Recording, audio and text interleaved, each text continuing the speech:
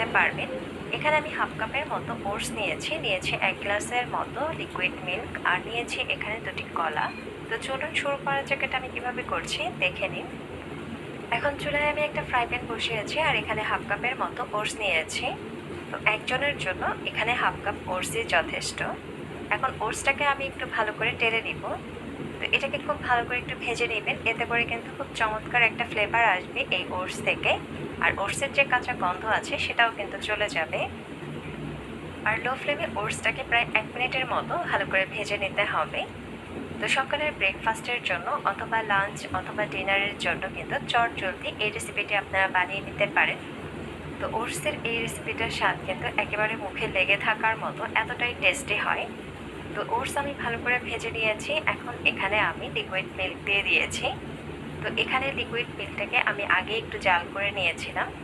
এখন এটাকে আমি ভালো